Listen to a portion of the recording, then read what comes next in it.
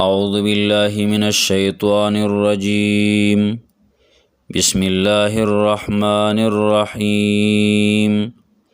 وإذ قال ربك للملائكة إني جاعل في الأرض خليفة. در سورة البقرة څلورم رکوع ده او پدې کې الله رب العالمین دو نور نعمتونه بیانوي په تمامو انسانانو باندې. یو نعمت او احسان ده چې ستاسو نیکه حضرت آدم علیه السلام می مسجود الیه د ملائکو ګرځاو. د آدم علیه السلام نه لوی لوی ملائکو او مخکې پیدا شیو جبرئیل علیه السلام په شان ملائکه، خو الله رب العالمین آدم علیه السلام پیدا کو ملائکو ته ویل چې دغه آدم علیه السلام ته سجده ولګوئ. نو چا په پلار باندې نیکه باندې احسان کول دا خلق نه هیری او دغه احسان په ځان باندې احسان ګڼي. دویم نعمت او دویم احسان چې ستاسو نیکه حضرت آدم علیه السلام ونه وخړله، الله رب العالمین منع کړی خو په هیرې سره هغه ونه وخړله. نو الله رب العالمین د هغه توبه قبول کړه او الله رب العالمین په هغه باندې احسان وکړ. او بیا په آخره کې زیری بشارت او زیری به هغه چا لره چې د الله احکامات مني، او یره به تخویب به هغه چا دپاره چې هغه انکار کوي او کفر کوي. نو اول کې تمهید دی دغه نعمت ته، دغه چې کوم نعمت دی نو دې دپاره تمهید دی. الله وایي وَإِذْ قَالَ، وَإِذْ او کله چې قال اویل ربک استا رب للملائکة ملائکو ته انی چې بېشک از جاعل پیدا کوونکی یما فی الارض پزمکه کې خلیفتن یو خلیفه. قالو نویل اغوی اتجعلو آیات پیدا کې فیها پدې ځمکه کې من یفسد فیها من هغه څوک یفسدو چې فساد وکړي فیها پدې ځمکه کې ویسفکو او تویوي به الدماء ویني ونحن نسبحو او من پاکی بیانو بحمدکا سره د صفت ستانا ونقدسو او ډیره پاکی بیانو لکستا. قال نویل الله تعالی انی چې بېشک زه اعلمو ډیر ښه پوهېږم ما لا تعلمون په هغه څه باندې چې تاسو پې نه پوهېږئ، په هغه څه باندې چې تاسو پې نه پوهېږئ. ګوره په دې آیات کې یو خبره دا وشوه چې الله رب العالمین ملائکو ته ویل چې زه یو مخلوق پیدا کوم. نو یو ذهن ته دا خبر راځي چې الله رب العالمین ته خو د مشورې څه حاجت نشته دی، د مشورې ضرورت ورته نشته دی، نو الله ولې د ملائکو سره مشوره کوي؟ نو جواب دا دی چې دا مشوره الله د کمزورۍ د وجې نه کوي، بلکې دا مشوره الله د ملائکو سره کوي تعلیما للناس، د پاره د تعلیم د خلکو چې انسانانو له پکار دي چې مشورې کوي، چې پلار او زامن به مشوره کوي کارونه چې کوي، ښځه او خاوند به مشوره کوي، دغه شان انسانان به خپل مابین کې خپل کارونه په مشورو باندې کوي. ور نبی علیه السلام اگر چې هغه ته وحیم کېدله خو بیا هم ورته الله رب العالمین وی وشاورهم فی الامر چې مشوره کوه د دې صحابو سره په کارونو کې. او د مسلمانانو صفت الله رب العالمین په دې باندې بیان کړی دی چې و امرهم شورا بینهم، د دې کارونه به په خپل مابین کې د مشورې. پوره یو صورت په دې باندې نازل شوی دی، سورت شورا.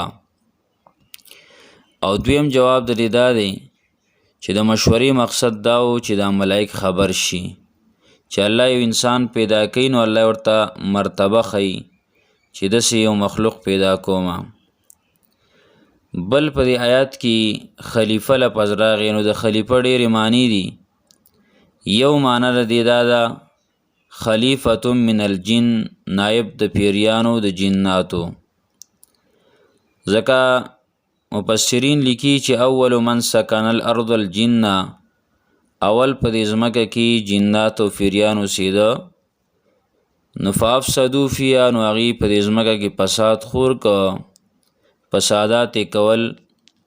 نو الله رب العالمین ملائک راولېږل او د هغه ملائکو په ذریعې سره بعضې هغې مړه کړه او بعضې ځنګلو ته یې وشړل. نو انسانانو ته نایب د پیریانو دا ویلی کېږي.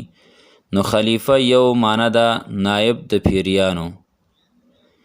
دویمه معنی د خلیفه دا ده چې الله رب العالمین وایي داسې یو انسان به پیدا کم، داسې یو مخلوق پیدا کومه چې هغه ته به زه خپل حکم را لیږم، وحی به ورته کومه او هغه به هغه حکم زما نورو خلکو ته بیانوي. یعنی مامور شرعي دا معنی شوه. دویمه معنی د خلیفتون شوه مامور شرعي، چې زما مامور به چې زه ورته څه ویم نو هغه به خلکو ته بیانوي. درېیمه معنی د خلیفتون ده چې داسې یو مخلوق او داسې یو قوم چې یو بل پسې به وروستو راځي، یعنی هغې نسل به خورېږي، د یو بل نه به نایباني.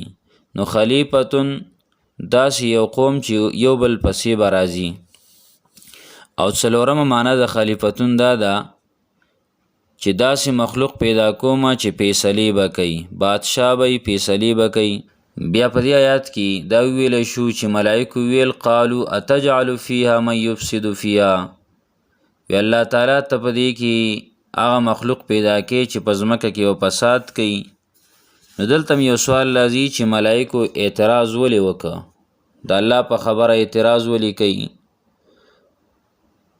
نو جواب دا دی چې ګوره دا اعتراض نه دی، دا اعتراض نه دی بلکې ځان پویه کوي. ځان پویه کوي چې الله د انسانان ته ولې پیدا کوي، څه دپاره پیدا کوي. اتجعل فیها، آیا ته پیدا کوي په دې کې من یفسد فیها چې فساد به کوي په دې کې. نو ځان پویه کوي په دې خبره باندې چې دا انسانان ولې پیدا کوي. دویم سوال دلته راځي چې ملائکو چې کوم دی نو هغه د آدم علیه السلام غیبت ولې وکړه، د انسانانو غیبت یې ولې وکړه. نو دا د آدم علیه السلام او د اولاد آدم غیبت هم نه کوي، بلکې د حکومت په ترتیب باندې ځان پویه کوي چې د انسانان به هم د جناتو په شان د کې وي، په ترتیب باندې ځان پویه کوي د حکومت. او دریم سوال هم راځي چې ملائک په غیب باندې پوهېدل ولي، چې الله ورته ویل زه یو خلیفه پیدا کوم، یو مخلوق پیدا کوم، او ملائک ورته وایي چې الله ته داسې مخلوق پیدا کوي چې په ځمکه کې یو فساد کوي، یو وینې به تویوي. نو د هغې جواب دا دی چې ملائک په غیب باندې هم نه پوهېده، بلکې دیو دا انسانان قیاس کړي په جناتو پیریانو باندې. قیاس یې وکړه د انسانانو په پیریانو باندې. دیو هغه جنات لیدلی نو دی ویل الله دا هم داسې مخلوق یو که نه څه بل مخلوق به دا به ښایي. ونحن نسبح بحمدک ونقدس لک. دې کې یو سوال راځي چې ملائک خپل ځان صفت ولې کوي، د خپل ځان صفت دا خو ښه شی نه دی، ملائک ولې خپل صفت کوي؟ نو جواب دا دی چې ملائک خپل صفت نه کوي بلکې خپل عاجزي بیانوي. لکه یو سړی دی مالک دی او هغه خپل نوکر ته وایي چې زه بل نوکر راولم، نو هغه ته وایي ولې جي زه خو پلانکې کار کومه پلانکې کومه څه کمې پکې ما کړی دی، څه وجه ده؟ نو ملائک هم وایي الله ته دا بل مخلوق ولې پیدا کړي، څه وجه ده چې ته دا بل مخلوق پیدا کړي، ولې موږ نه څه کمې شوی دی، موږ نه څه کوتاهي شوې ده په دې کې. دا ترجمه یو ځل د آیات بیا واورئ. وَإِذْ قَالَ او کله چې ویل ربک ستا رب للملائکة ملائکو ته انی جاعل یقینا ز پیدا کوونکی ما فی الارض فزمکه کې خلیفتن یو معنا خلیفتن نائب د پیریانو، دویم معنا خلیفتن مامور شرعی، او دریم معنا خلیفتن یو بادشاہ چې فیصلې به کوي، او څلورم معنا خلیفتن داس یو مخلوق چې یو بل پسې به وروستو راځي، د یو بل نایبان بی. قالو نویل اغا ملائکو اتجعلو آیا ته پیدا کیفیا په دې ځمکه کې من یفسد فی آغا چې فساد به کوي په دې کې ویسفک الدماء تویوي به ویني ونحن نسبح او منگا پاکی بیانو بحمدکا سرد صفتون استانا ونقدس لکا او بیام پاکی بیانو استا.